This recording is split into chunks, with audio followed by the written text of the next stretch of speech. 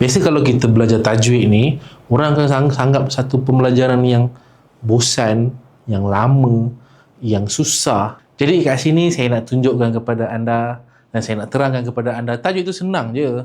Baca Quran tu sangat senang. Dalam satu hari, satu tajwid. Jadi kita mulakan dengan hari ini. Hari ini adalah hari yang pertama. Day 1. Baca Quran susah ke? Okay, jadi hari ini saya nak tunjukkan satu ilmu tajwid yang mana satu ni sangat senang. Saya rasa semua orang boleh belajar, tak ada masalah. Okay, dan hari ini saya nak sebutkan dia adalah sebagai hukum alif lam. Okay, dalam tajwid, kita biasa dengar satu hukum tu nama dia adalah hukum alif lam. Ataupun kalau tempat lain kita dinamakan lain, nama dia adalah izhar.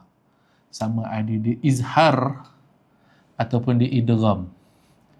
Idgham, cuma nama dia adalah ni izhar qamari, idgham syamsi. Okey. Okey, jadi dalam hukum alif lam ni sebenarnya apa benda yang kita nak belajar? Okey, dalam hukum alif lam ni kita contoh kat sini ada dua. Alif lam dan juga alif lam. Okey, fokus untuk hukum alif lam ni sama ada kita nak sebut ataupun kita tak nak sebut je. Tu je. Senang je dalam Quran. Contoh surah Al-Fatihah yang biasa kita baca.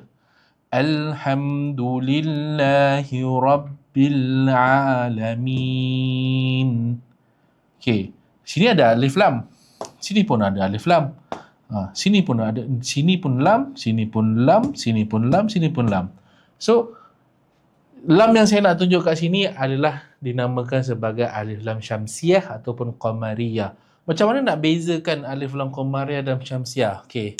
Nak tahu hukum alif lam qamariyah ataupun syamsiah, kita kena tahu mesti kena ada hamzah wasal.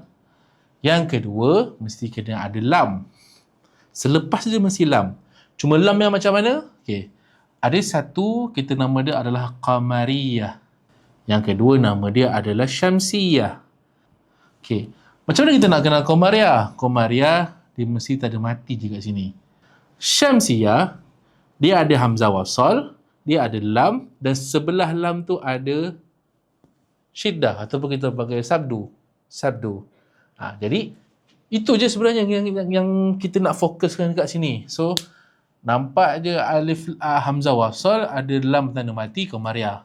Hamzah wasal, lam tanda sabdu, syamsiyah. Jadi nak senang kita tengok contoh. Alhamdulillah, kita sebut al. So kita nampak ada tanda mati di sini. So ini nama dia qamariyah. Kalau kita tengok Ar-Rahmanir Rahim, sama juga, dia ada hamzah wasal. Lepas tu lam ni tak ada apa-apa, sebelah dia ada sabdu. So maksudnya sini adalah syamsiyah. So itu saja. So fokus dekat hukum alif lam ni adalah satu je, sama ada kita nak jelaskan ataupun kita tak nak jelaskan. So qamariyah kita kena jelas kalau bunyi lam tu. Al, ada bunyi al. Kalau syamsiyah, jangan jelaskan. So walaupun dia ada lam, tapi kita tak sebut pun.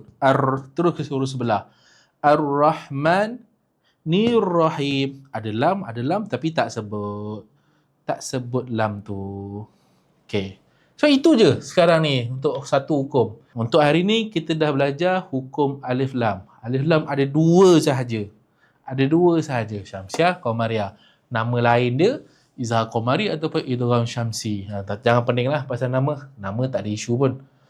So itu sahaja. Cuba cari lepas ni mengaji, cari dekat Quran yang kita baca tu. Muka surat kita baca tu, mana satu alif lam qamariyah, mana satu alif lam syamsiah.